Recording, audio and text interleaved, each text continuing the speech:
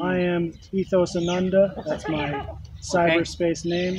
On Humans Having Discourse, that's the show name. Okay. And you're my awesome guest, Gaudiya. Okay. It's my honor. It's my honor, my pleasure. Here we are in China. We were originally going to be in your apartment, but I was denied access because I'm a foreign devil. Highly risky. Highly risky. Yeah. Gotta watch out for people like me. Yeah. So please just introduce yourself a little bit. A lot of people don't know who you are, I think, if they watch this. So. Okay. My name is Gaudiya. I work as I'm a yoga teacher. Before I'm doing trading business, and I'm teacher in the school, also English teacher. That's why I speak a little bit English. Okay, so I'm running a yoga center. I also teach some yoga culture, a traditional culture, something. I think maybe later we relate to your topic. I think that's much I can talk. That's fine. Yeah. So I'm curious. When I post a video, what should your title be? Gaudiya, yoga teacher? Yeah, a yogi. What about your Chinese name? Oh, my Chinese name, I seldom use it. They call me Gaudiya. Gaudiya. It's if you search Gaudiya, they will know me because that's your WeChat name. Or no, it's my yoga name. The whole China know me as Gaudiya. Gaudiya. Yes. Because we use that name as a yoga. Actually, as a kind of famous yoga teacher. I teach mostly pranayama and yoga philosophy, and also we have a yoga training course, yoga teacher training course, something like that. Yeah. You studied Qigong also, right? Oh, that's when I was in high school. I already started Qigong, and then I found there's some foreigner Qigong. I mean, there's from outside. I found yoga is quite similar with Qigong. When I was in high school student, I found it. I feel there must be something connected. So I'm very interested in it. Yeah, me too. You also? Yeah. So I thought, well, the first time I asked you to have a little chat with me on this podcast show, whatever it is, you said you wanted to talk about China. Yeah. Chinese culture, Chinese history, this sort of thing. And that's very interesting to me too. Yeah. So first I'll give it to you. Is there anything you want to say, you want to start with? I do have some questions if you don't. Oh, yeah, it's better from your question, but I can speak few words. As a Chinese person, I already learned to go beyond, not limited this body or nation, but still I feel the Chinese culture is quite, how do you call that? With a lot of meaning and quite deep, and it's worthy to learn it. It's also not so much less than the Vedic culture or your Indian culture. I mean, Indian culture and Chinese culture, these two cultures, they are considered as a very ancient culture. There's many things. The most ancient. We can learn from it. That's what I want to say. And it's still many ideas. It's very practical for the present time. That's what I want to say. Yeah. Fair enough. I agree. Yeah. My one concern is that, and I think this is happening worse in India than China, but I think a lot of those really good ancient practices are like dying off pretty quickly, and this modern world is like taking over and perverting and degrading many things. Do you get a sense of that happening in China? Yeah, a lot. Actually, there's a reason. One reason we say people lost interest in the ancient culture. They much attracted by the modern things.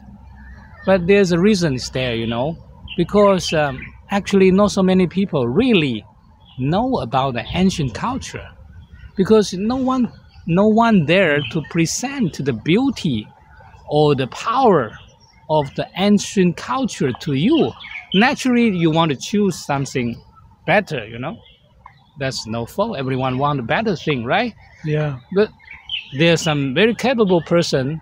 They be able to present the modern society or whatever modern ideas power. You know, they look very efficient, very efficient. I mean, very powerful, very successful, right? Most of them they use, you know, very they It's call more it. attractive. Yeah, it's natural. Yeah. And there's another reason is I say there's no people can, not so many people can present the ancient culture properly to the modern people. That's also one of the main reason. Mm. Yeah. I'm glad you mentioned that because that's Yeah. exactly my life's work. That's Oh. what I'm trying to do. That's Wow. what my first book is about.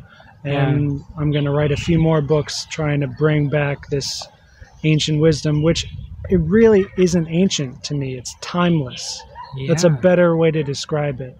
So sure, we can translate there are some things that we can make easier for modern people, but the heart and soul of all the ancient knowledge, Chinese, Indian, the ancient Greeks, it's all good.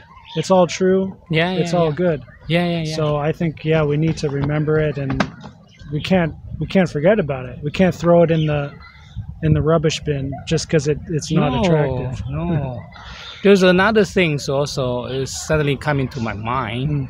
Before I say we need the right person, the proper person, I mean, to present the ancient culture in a proper way to attract the people, so they know it's very useful. Because people are the logic of the modern people is whatever useful. Yeah. I will take it. Yeah. So another thing is that we have to teaching them not only by speech, not only by spoke. We ourselves have to be also successful. I mean, that's one ideal. You can talk, you also can work. You work, you know. Your idea is really work in this world, in this present time. And then people really, then this is the very good way to promote, I mean, the traditional culture. I mean, like, if you are very successful people, a famous movie star, if we talk about a little bit ancient culture, very little bit, 10 million people suddenly interested in, you know? Yeah. Yeah. That's the way I think the modern time we have to use. Yeah, we have to utilize that aspect, which, Yeah. celebrities are the new If gods. only I'm a famous star, that will help you a lot. I understand that. I'm sorry for that for now. Oh my goodness. But come it's kind of famous actually. Yeah, I'm kind of famous in you're kind Chinese of famous. yoga. Sure. But still, we need a lot of. I need a lot to do. Yeah. Yeah. So, well, I think I'll just share my own experience because I've been.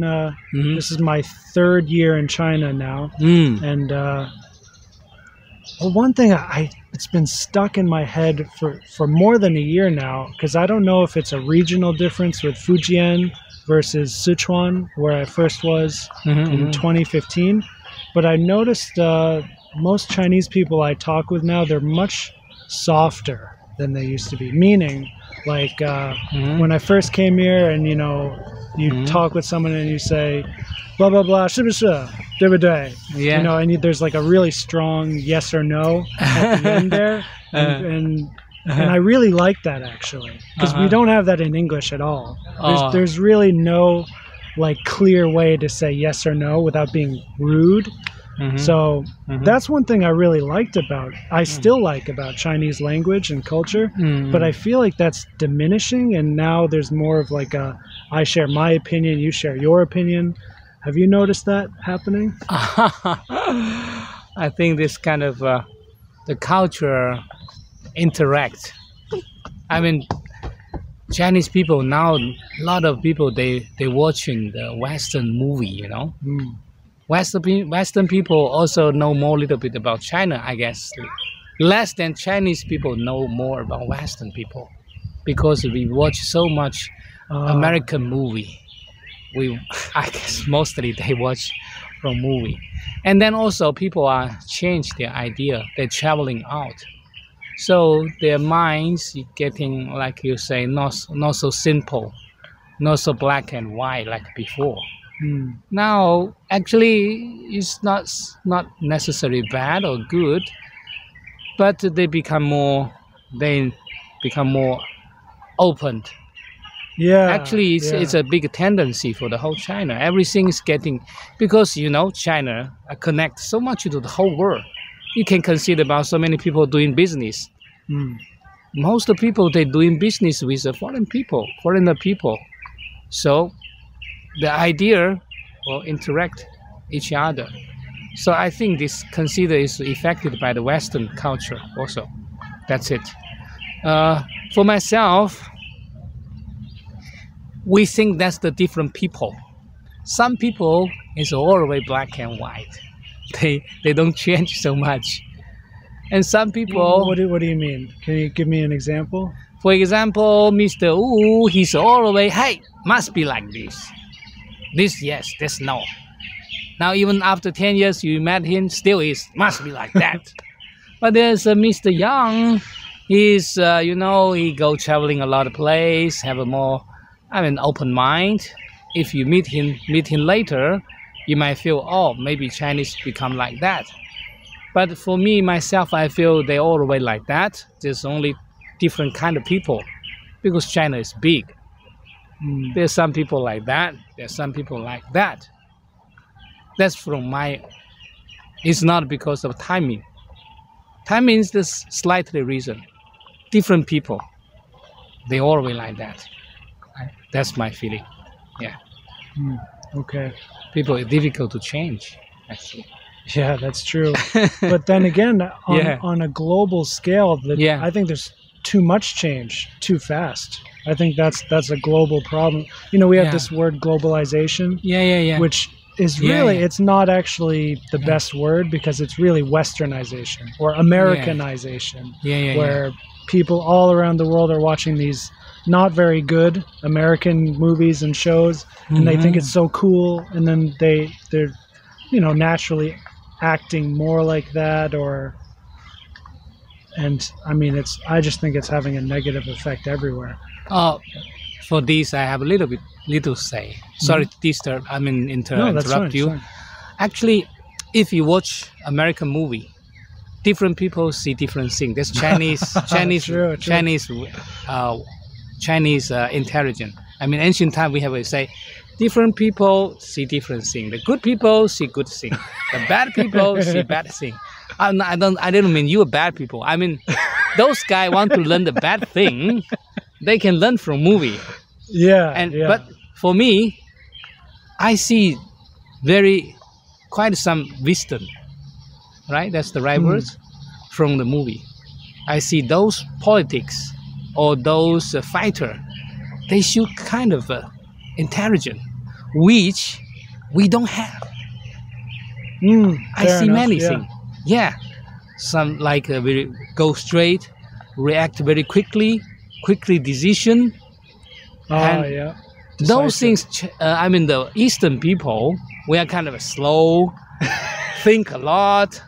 After thinking, I think again. But Western people, let's do it. Oh, this verse. Okay, so from somewhere, some way, this kind of let's do it really help this. The best way is let's balance everything. Yeah, exactly. Let's balance some traditional cultures ingredients to those Western agitate. Right. Too much. That's why we're talking right passion. Now, so we can harmonize. But we also need those kind of passion or a little bit. How do you say it? Those things, very movable things. How do you say? You can say passionate. Yes, some kind of passion they can put inside is slow and deadly old idea and really elevate everything. So I found I found something good inside. I mean, those wise people, if they can use both to balance both, that would be very ideal situation for the whole human being. I mean, not only China. Yeah. Better we learn from each other. There's always strong point in ancient culture or in modern culture. Modern culture. That's what I'm thinking. Yeah. I'm sorry. Maybe yeah. No, there's no. Let's carry on. I have no plan. You know, Okay. I would like to be really You casual. see, that's your Western style. That's your You Western sure? style. Yeah, because you open to topic. You open to talk.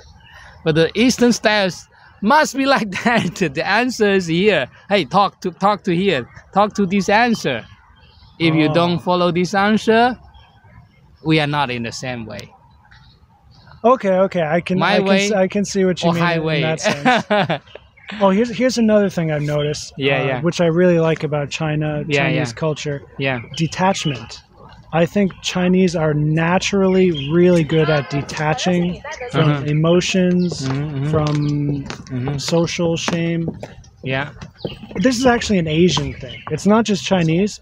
Yeah, it's also, all the Southeast Asians, Thai, Vietnamese, Japanese. They're all really good compared to Westerners at detachment. So I'm wondering what you think about that. Detachment. Yeah. Actually, I see the traditional culture people, they have a very strong bond in the family line. Mother bond the children with love.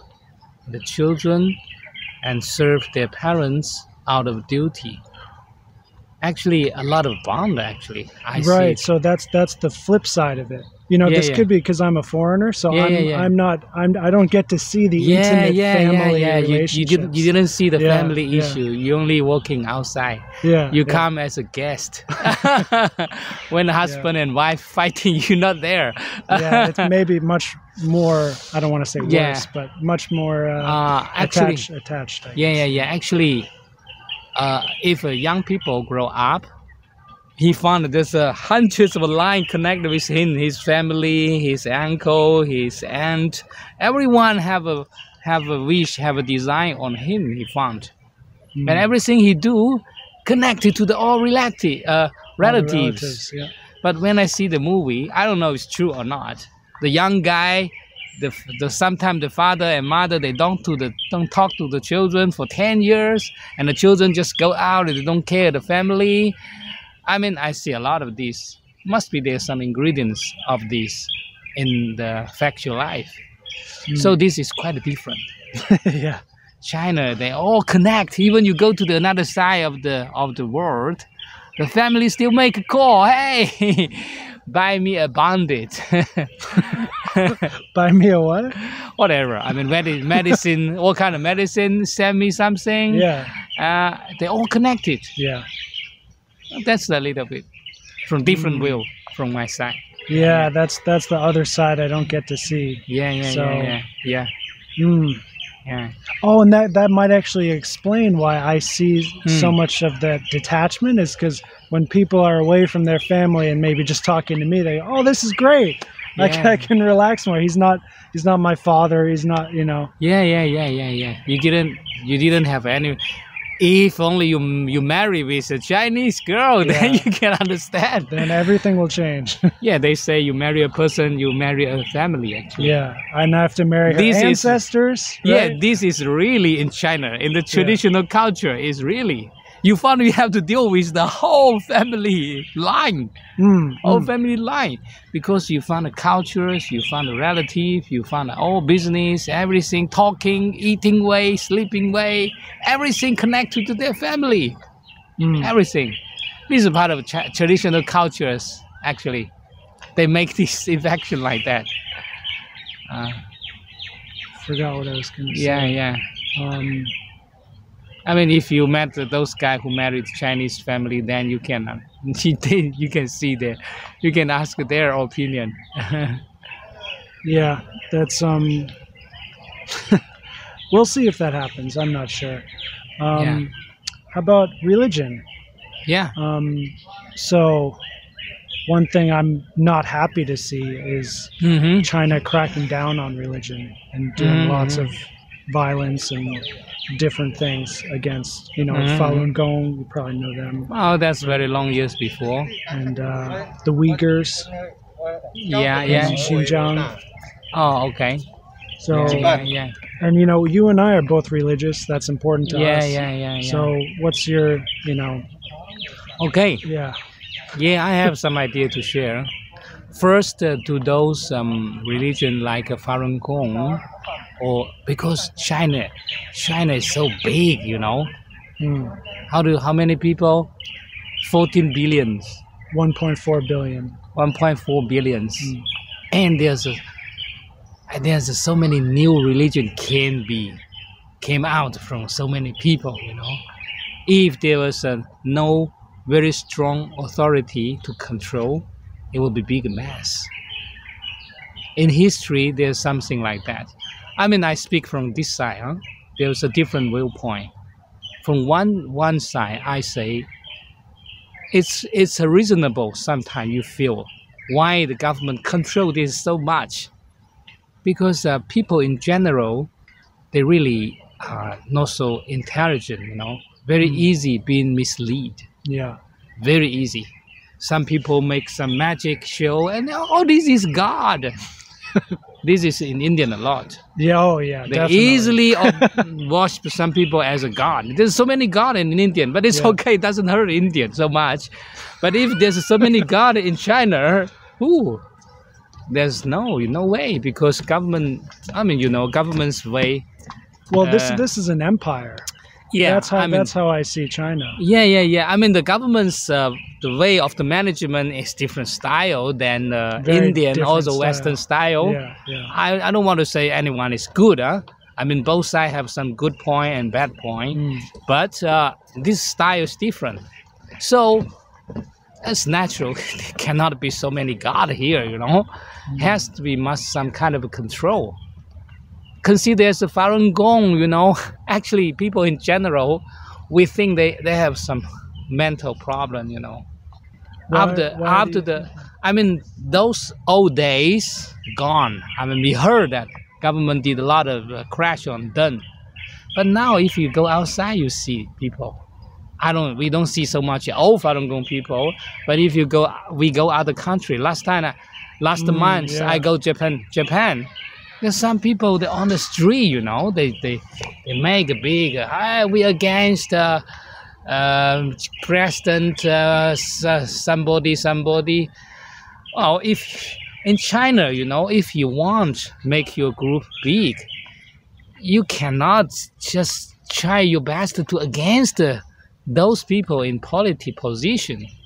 I mean, this is not a position of the religion thing, As I understand, the religion is religion. And the Chinese people, they think religion should not go mix with politics. If you mix with politics, I will consider you as a politics. Then I will smash you like politics. Oh, do you think that's why the government... That's the logic. Very simple logic. So is that why the government is... Yes, that's the whole history. Chinese whole history is like that, because so many dynasty. Sometimes those people, in general, they were misled by certain group, and then this certain group become, how do you call it, anti-government? How do you call that? You can say anti-government. Yeah, anti-government group or army even. So the government, they read the history a lot, hey, these kind of people will come again. Let's smash them before they become an army, But as we understand, religion should not mix with the politics. I think you can accept this. I mean, that's Chinese. The logic is pretty simple. That's actually American logic too. We call it separation of church and state. Yeah. China has also tried to apply this a lot. Those they smash, this is the only reason they smash. It's because they're a threat to the government. Right? Yes. A natural religion, a non-government religion if you are not so big. I mean, those Falun Gong those years, they are quite big. Yeah. The big itself is crime already. Just being big is seen as criminal to them. Oh, it's threatening. Because you have the potential power to affect the politics. So naturally, they will consider you as a threat. So they control you a little bit, and then immediately you came out, you jump out like a big bomb, you know. Suddenly you become very strong against the government. Okay, now you agitate a lion, you know. You agitate a tiger. So I mean, well, this is what's maybe happening on a global scale. So, you know, now they got whatever they want. These things. They got whatever they want. Now they try their best to smash. They also try all best to you know how to say, to blackish the whole government. To say this bad, that bad. Sometimes we see it's not reasonable. It's not wise. We kind of stupid. And then government also try their best to smash them. That's the reason. That's karma. So, here's another thing that I think changed in 4 years of me living in China. So I came here 1 year and then I left for a few years and I came back. So I haven't actually been here the whole time. But so I'm afraid. I hope those Falun Gong people don't hate me. I didn't say I want against them. I just say people do whatever. They will get response, you know. If you be more intelligent, you don't try to fight with tiger, you know. There's so many fights you can find. So many ways you can develop yourself, you know. But of course they say, hey, they smash us too much. Well, those history, whatever history we cannot change. But now, what will you do that you can change? You want them to smash you more, or you want them to give you a space? So let's do that. Let's talk about the future for us. Yes. Because our religion is not at all, you know, allowed according to Chinese government. We're Hindus technically, right? Actually, it's not allowed. Yeah, it's not. Chinese have a policy say, no promoting, no against. Neutral attitude. Okay, so this is what I was gonna get before. When I first came to China, I got that vibe, I got that feeling very strongly from all the Chinese people I met. It was very neutral. And they just let me do whatever I want as long as I'm not against them. They don't care. And this is what I love. This is what I love about Chinese culture and Chinese people. Okay, exactly. They are closing at 6, but it's okay. They will come to course. I mean, good. Exactly. 15 minutes is maybe perfect timing. Now I want to speak because I think it's changing now. In the history, we did something to agitate the tiger. I want to say that we have some preachers. They really have some anti-government attitude. Really. Now I remember, they're still there. I mean, I don't want to criticize anyone. I only know one thing. If you want to fight some people, naturally they will fight you. Yeah. You don't know reason. You say, hey, do you already hate me? You hate them first, okay? You call them as a kamsa. You call them as a demon first. Naturally, you feel, why this guy hates me? I didn't do anything. Well, you didn't do anything. There's always has a reason. Now, what should we do? We consider them as a friend. I say, inside the law, inside the system, there are unlimited religion thing you can do, and government will never stop you. You say, I want to pray. I want to do my prayer for 100 years in my house. Who care? Who care? But you say, I want to do my prayer in Tiananmen Square for 10 days. Then it's a problem. Right? Oh, why you want to do it Tiananmen Square? Why? What's your attitude? Why? Yeah. Because you mix yourself with politics idea. That's why you attract the polity attacked. That's the karma. It's only karma. We got it. That's it. I hope if you're not comfortable sharing, that's okay. But Yeah. I know you've been to jail before. Yeah. For this sort of thing. So Yeah, I'm okay with you're that. okay sharing the story? Yeah. I haven't heard it in full Oh, yet. you want to see our story? There's a long story. Medium size short story. Well, I feel in one few sentence, I feel it's like a kind of a. In China, there's story about a Monkey King. You know, he was putting on the stove. He was once caught by the Indra, and then they putting in the stove fire with him. I feel kind of going through that, but after that, I still alive. Then I become something very sharp. I mean, I self-check myself. How do you call that word? Check myself. Mm-hmm. Yeah. Inspect. Oh, introspect. Introspect myself a lot. I know there must be some reason, because there's billions of people. They can be harmonized with government. Why they put me in jail? I must be somehow become their threatened. I must be somehow, offense them. Is that necessary for my religion, for my spiritual practicing, to offense a government, to offense the present law? Is that necessary? I do that a lot. You mean I also read a lot of you're Chinese. Introspecting a lot? Yeah. Okay. Every day. I chanting every day. I use my finger. And one time I become so peaceful. The guy, 20 or 30 people in the one bed, like this, big one. Every night we just sleeping in the sand bed, a big long bed. So sometimes people jump up to find another guy in the midnight, It's really like a nightmare for me. But somehow, he give me a very, very deep thinking. And I also learn how to be alive in those kind of situations. I tell myself. What was the secret to getting through it? Not secret, that's the belief. I have my belief. You chanted? I chant, and I learn a lot of philosophy. Oh, somehow the one thing good, I ask a friend to give me some books. No Krishna books, but traditional intelligence. Tao. Oh, Tao. Tao De Jing.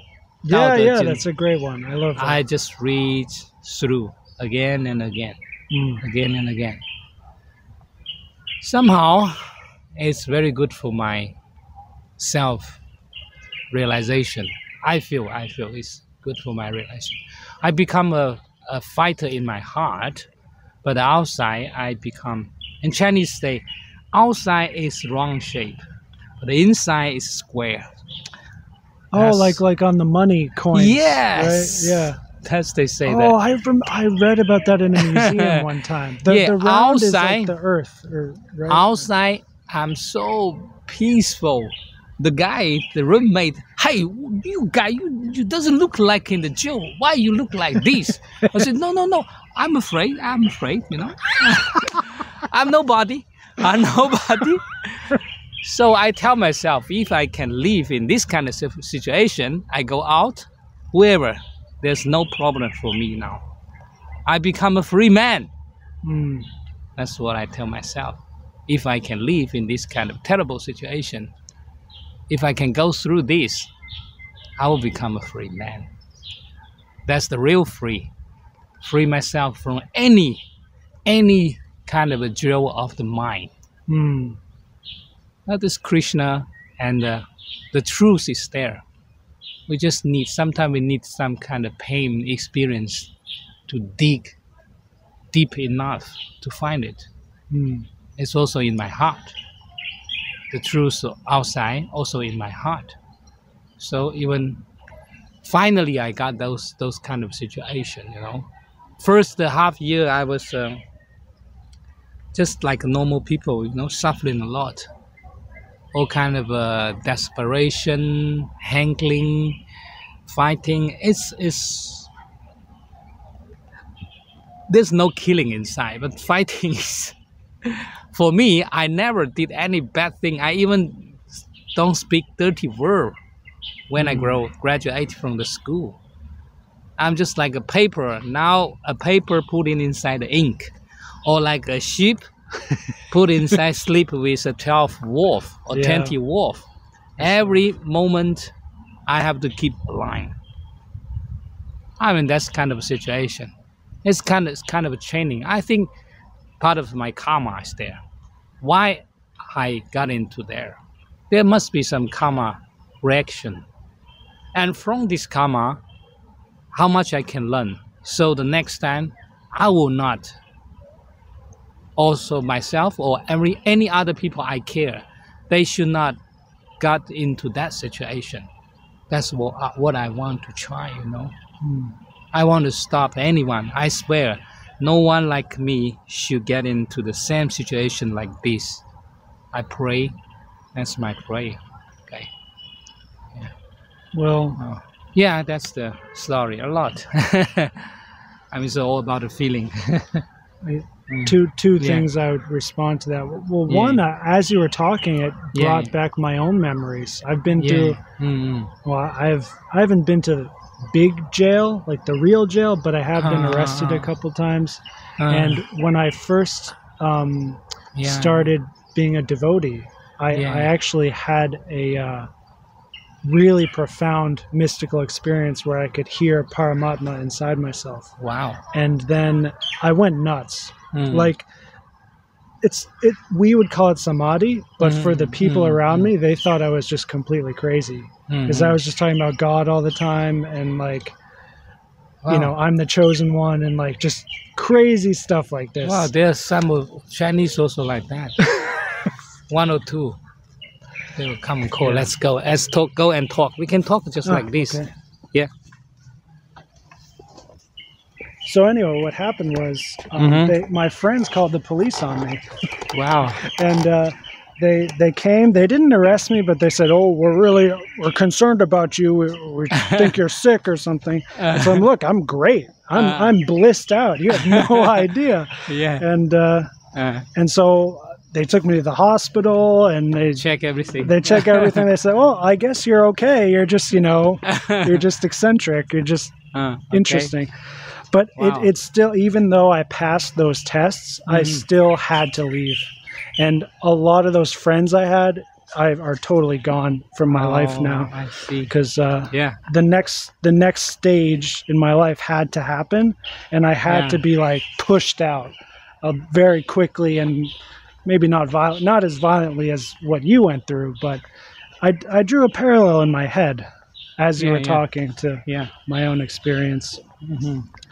But I mean, and then the other thing I thought was what's happening with the Uyghur people in Xinjiang. I think it's exactly what you're praying to not happen. I don't, because you know, like there are a lot of Muslims that cause trouble in the world, but I do not think the Xinjiang people are like that at all, and because they're Chinese Muslim, you know. So you want to talk about that? I don't want to. Because it caused problems. But anyway, what I've learned to do myself is because I've always been anti-government my whole life. Oh, very strongly. Oh, that's why. In a way you can't really fathom, I think. Yeah, I was anti-American government, and now I'm anti all sorts of government, and it's in my blood actually. My grandfather and his grandfather, we've been doing this for a long time. So what I've learned to do is to just to know the truth, to accept the truth, to be at peace with it, and not get angry. I don't want to start a fight with some huge government. It's so stupid. Why you want to fight with a dragon? You know, he can protect you. He can protect you first, but you want to be their enemy. For them, you are so small, you know, but you want to be a fighter, you know. then they have to fight you, okay? Exactly. Also, my story, actually, my father was army. He's been so submission to the government. But he also got his pain experience. He's too pious. It doesn't go with that, the mainstream anyway. But I don't want to be stupid like my father. I also don't want to stupid like those guys who want to challenge the big giant people. If you are really a hero, you challenge yourself. Your own demons inside. Yeah. The biggest fighting is in your heart. That's true. That's what I want to say for everyone, for those governor, also for those the anti-governor, whoever. The biggest fighting is in your heart. You don't need to bother others, you know. Yeah. I think that's. Yeah. Have you heard this word projection? Yeah. It's a psychology word. Basically, it means when you start a fight with someone, but you're really thinking about your own problems. Yeah. And you project it onto them. Yeah. I think that's what everyone is doing. Yes. It's so natural. Like somebody go outside, he fight with another neighbors. It's only because inside his heart, he really feel unhappy for himself. He can't find fully satisfaction from inside. That's why he tried to find the flow from others, from the outside society, from the government. I don't mean any government is perfect, Okay. Okay, they're pushing that. We're already working out.